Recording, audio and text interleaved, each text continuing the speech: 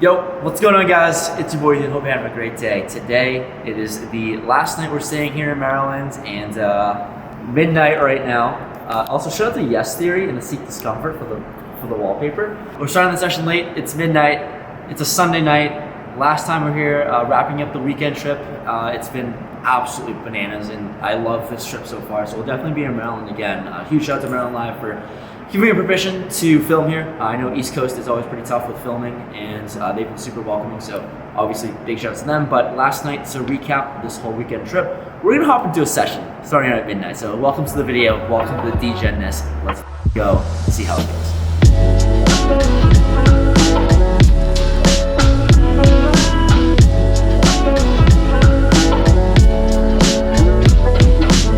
With a late start to the session here, we pick up ace-3 of hearts playing 5-handed on the button. There's an undergun limp, and I'm going to raise this up to $25 here at 2-5, and only the undergun player makes the call. Pretty short stack with about 250 in front. Flop comes ace-6, 9, 2 clubs, and a spade, and this player actually now puts out a lead. Donks out $35, and here definitely thinking this is a weird spot, considering all ace-high boards are certainly good for me. Anyways, with top pair, a little concerning, but still got to make the call and see a turn. The turn comes the jack of spades, so board pretty connected with 2 flush draws. This time he takes another weird line and checks, so he slows down. So given how short he is, I think with top pair and given this line, we're just going to try to go for all of it. I throw out a bet of $95, and this player folds, so scooping up the first pot of the day. Second hand, we've got pocket 10s under the gun, and this time 6-handed. I open up the action to $20. We get the cutoff and button to call. So 3 ways. The flop comes 9, deuce, deuce, rainbow. Overpair, obviously great board for us in pocket 10s. I see bet on the smaller side to $20 just to get value from maybe a 9x and protect against overcards. Only one player makes the call in the cutoff. So we're going to a turn which is the jack of diamonds. Not ideal seeing a card over our pair, but shouldn't be too concerning. So still here, definitely going to throw out a bet. I lead for $35. This player folds, and scooping a second one in a row. Winning 2 hands so far. This one with pocket aces on the button. What a sight to see. We get the cutoff to open to $15, and here, obviously, I'm going to say this is going to be in my 3-betting range, so I decide to size up to 50. Interestingly enough, the small blind folds and the big blind cold calls the $50. We love another player in here. Cutoff makes the call as well, so we're going 3 ways to a flop. The flop comes king, 6-6, 2 spades, and when action checks to me, once again, another paired board. We're pretty comfortable with this. So we do have the nut flush draw blocker, so I don't think we need to size up too large here. I just bet $60, and sadly, both players fold, so we get no callers. The cutoff shows that he folded pocket 5, so no more value for us here. Here's a spot that isn't as basic and a little bit more tricky than the other ones. Ace-jack of hearts on the button, and I open up the action to $20 when it folds to me. We get the next player to act in the small blind to 3-bet to 85. Big blind gets out of the way, and action back here. I think ace-jack suited is a decent 4-bet candidate, but given he only has $600 behind, I don't think we're deep enough to have too much playability if we were to 4-bet. So we're in position, I make the call, and let's see a flop. The flop comes ace, 9, 6, all diamonds. This player throws out a bet of $60, and given the stack sizes and given that we're in position with top pair and a pretty decent kicker, I expect my hand to be good here a decent amount, and I don't want to let him see a turn for a good price. So here, I actually elected to raise it up to $200, and when I do that, he insta rips his whole stack in there for about $645 total. And now, faced with the first major decision we have tonight, I really don't want to make my decision off of the timeness of his jam, but in my opinion, usually quick jams means that he doesn't have a nutted hand, because I feel like the nuts, like king, queen of diamonds or something, wants to make it seem like they have a decision to make and wants to Hollywood at least a little bit. But taking that out of the equation, let's try to take a look at the hands that I beat versus the hands that we're crushed by. Initial thoughts are that he has all of the ace-6s, ace-9 suited, and pocket 9s for sets. Of course, we have to throw in a few flop flushes as well, some suited connectors and such. I really don't think he ever has the nuts in this situation, but I do have to give him credit for it. And then hands that we are just dominated by are going to be like ace king, ace queen with 1 diamond, and we're just drawing dead there. Obviously, he can have ace jack offsuit and 1 diamond as well. And what are the hands that we're beating? Ace 10 off, ace 8 off, king queen off with offsuit broadways with 1 diamond, I guess. There doesn't seem to be a whole lot, and it seems pretty slim. And given that we are given a 2.5 to 1 price to call, and given his timing, he may or may not have the hands that we beat, and it is very ambitious to think so. So after thinking things over, we slow down and just let our cards go, throw them into the muck, and fold this one. Our stack takes a little bit of a hit after this hand after running smoothly in the first 3 hands. In the next hand with king queen off in +1, we're playing 6-handed. The unknown player opens to $20 here. Easy standard, just we're going to make the call here. Everyone else folds, so heads up, flop comes ace queen 7 2 diamonds.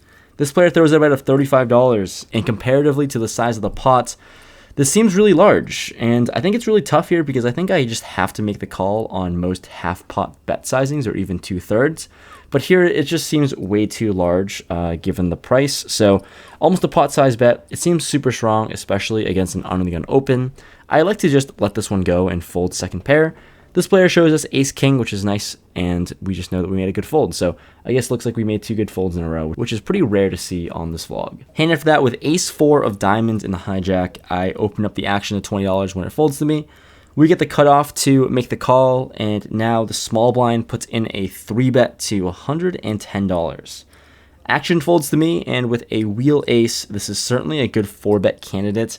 I certainly can fold here. Calling is just out of the question. I don't think we can play this post flop too well. So definitely going to put in a light 4-bet, although I am a little concerned that the 3-bet comes from the small blind, and against multiple people, it's usually very strong because they're in the worst position. But anyways, let's try this out and experiment.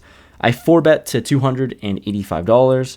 The cutoff gets out of the way and back onto the small blind player. He thinks for a while and ends up making the call. This player covers us, and we started this hand with 1K effective. Here, flop comes 8 deuce deuce 2 hearts. Neutral boards really suck for our hand as his 3-betting range is geared more towards higher pocket pairs, and we block some combos of ace king, which is pretty much the hand that I'm hoping he'd have if I bet here. And our hand also blocks some combos of ace king, which is pretty much the hand that we're trying to fold out if we were to bet on this board texture. Anyways, he checks to us, and given that we did 4 bets pre, I think a c-bet is in order, potentially. I'm not entirely sure with this exact hand, but I still throw out a bet of $190. This player tanks for a while, grabs some chips, and he doesn't look like he's folding, which is really unfortunate. But then he grabs more black chips and puts more of them in the middle and raises to like $500 or $600. I'm not sure. I just decided to snap fold this one, not waste anyone's time when we 4-bet with garbage, flop garbage. No need to Hollywood, and this was a little bit of a punt. Here in this next one with ace queen of clubs on the button, there's a hijack limper, and I decided to raise it up to $25. Small blind folds. Now the big blind puts in that 3-bet to $80, and action folds back to me. This player has $600 behind, and once again, it's super easy to play this one, and definitely a premium. We can certainly think about 4-betting, but I decided to just flat and see a flop.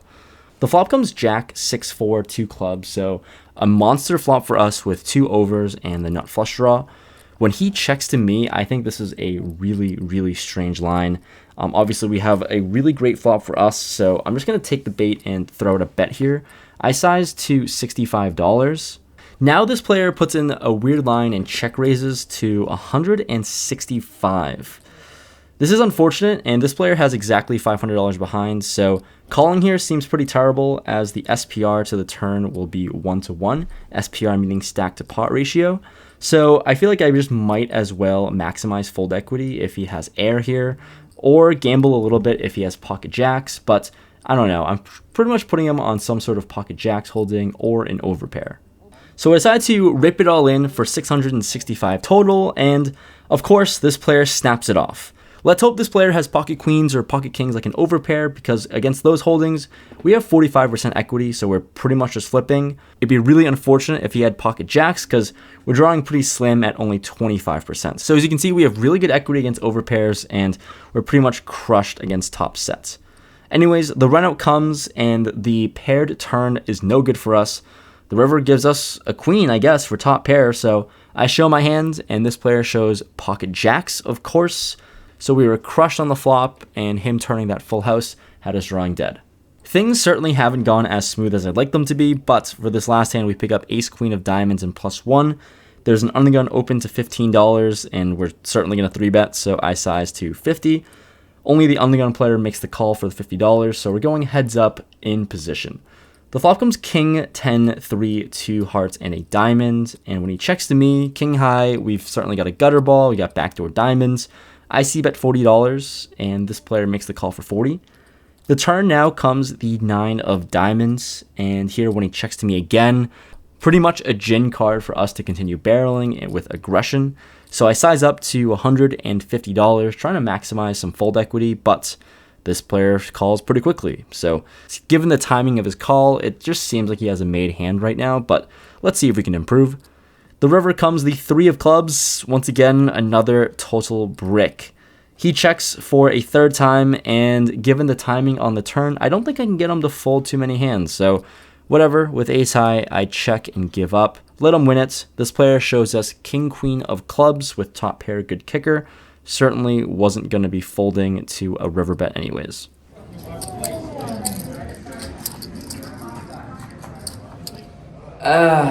So we're back here again with the outro, and not the ending of the trip that we would have liked to have, obviously.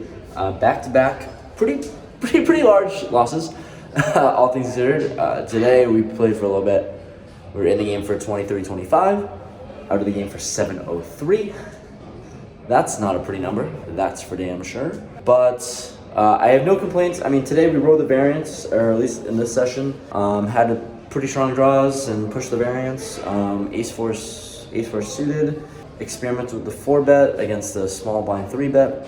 Small blind 3-bet's usually pretty strong, and against that player, he's playing pretty standard. So yeah, we got punished there. That was a bit of a punt. Everything else, not the biggest punt in the world. Ace queen, we're just flipping against overpairs and such, and the other ace queen, pretty strong draw. And we turned that flush draw. So I guess I can't complain really. In the 3-day trip, I think we made about like 4,900 to wrap up the whole total number. I think I'll have the total profit number here, but it was around 4,900. We were at a peak around like 7,500, and in the course of the last 2 videos, as you know, we lost a lot. So hopefully you enjoyed this one. Yeah, obviously still no complaints. I mean, variance just coming back around. When we run so hot in the beginning of the trip, you're gonna cool off and not run as hot at the end of the trip. So just variance, normal stuff. Just unfortunate to end the session or end this trip like that, but hopefully enjoy this video. Leave a like if you made it this far. Obviously, we have some really big things planned for this year. We're gonna keep pumping out that content every single Monday, Wednesday, Friday. So thank you so much for the support, guys. Thanks for tuning in every single video. I really appreciate you guys. It really means a lot to just keep this momentum going. And just today, I know it's a month from now, but today we hit 60,000 subscribers, so that's awesome, and it's amazing. So thank you so much. It's a very late celebratory thank you, but that's it. Thanks for watching this video. I'm done with the intro or outro. I'll see you guys next time. Peace.